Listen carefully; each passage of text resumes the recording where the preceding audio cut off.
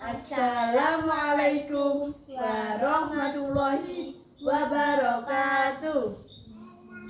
Innal hamdalillah wassalatu wassalamu ala rasulillah Sayyidina Muhammad ibni Abdillah wa ala alihi wa sahbihi wa mawalah. Amma ba'du. Ma'asyiral muslimin rahimakumullah dan sahabat cemara yang berbahagia. Perkenalkan, saya Azura Mesya Putri Firanti dan Saya Abdul Syukur Bibidinillah. kita dari SD Negeri Paren 2 akan membawakan ceramah tentang mustahik zakat, orang-orang yang berhak menerima zakat. Sahabat cemara, oh sahabat cemara, alhamdulillah. Segala puji bagi Allah yang telah memberikan kita nikmat iman, Islam, dan kesempatan untuk menunaikan zakat. Hadirin yang dirahmati Allah, seperti yang kita ketahui, zakat fitrah adalah kewajiban bagi setiap muslim yang mampu dan harus ditunaikan sebelum salat Idul Fitri. Namun, zakat ini memiliki aturan khusus mengenai siapa saja yang berhak menerimanya.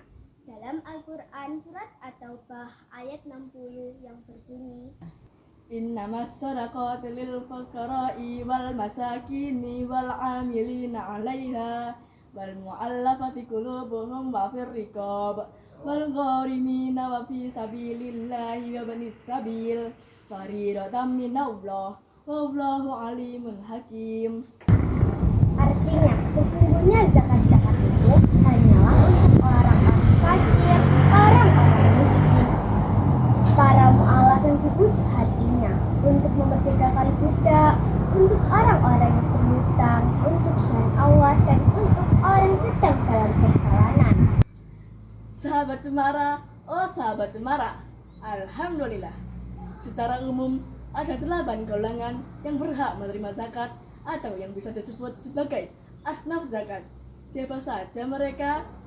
Golongan pertama adalah fakir, yaitu mereka yang tidak memiliki harta dan tidak memiliki penghasilan. Mereka sangat membutuhkan bantuan agar bisa bertahan hidup dengan layak. Kedua, golongan orang-orang miskin.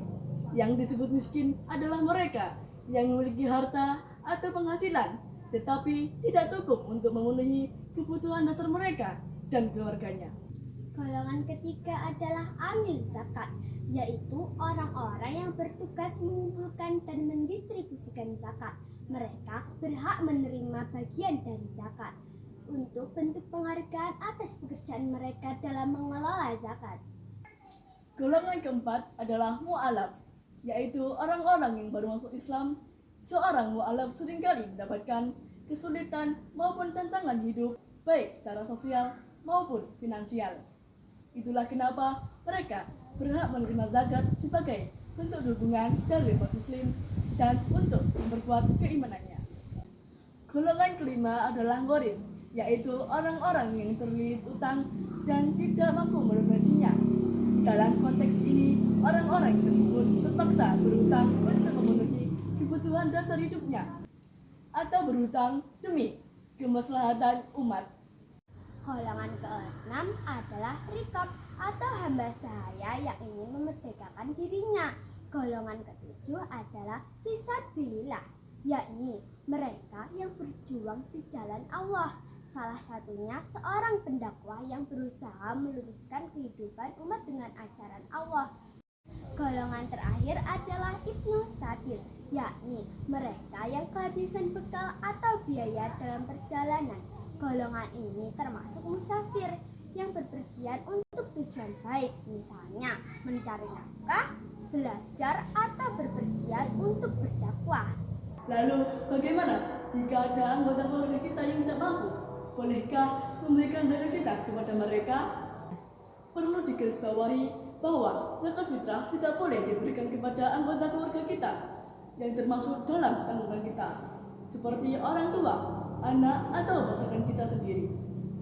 Namun, untuk keluarga jauh seperti paman, bibi, atau mereka yang tidak dalam tanggungan nafkah kita dan tergolong dalam 8 asnaf zakat, maka kita boleh memberikan zakat pada mereka. Sahabat cemara yang dirahmati Allah, menurut pendapat Imam Syafi'i dan banyak ulama lainnya, prioritas utama penerima zakat fitrah adalah fakir dan miskin. Hal ini sesuai dengan tujuan utama zakat fitrah, yaitu untuk mencukupi kebutuhan fakir miskin pada hari raya Idul Fitri, sehingga mereka tidak perlu meminta-minta pada hari tersebut. Jamaah yang dimuliakan Allah, memahami penerima zakat fitrah sangatlah penting agar kita menunaikannya dengan tepat sasaran. Dengan memberikan zakat kepada yang berhak, kita tidak hanya menjalankan kewajiban agama, tapi juga membantu saudara-saudara kita yang membutuhkan. Beli itik di pasar babat, jangan lupa kakinya diikat. Inilah mustahil zakat yang penting untuk diingat Semoga Allah Subhanahu wa Ta'ala menerima zakat kita dan menjadikannya sebagai pemberat amal kebaikan di akhirat kelak. Amin ya rabbal alamin. Wassalamualaikum warahmatullahi wabarakatuh.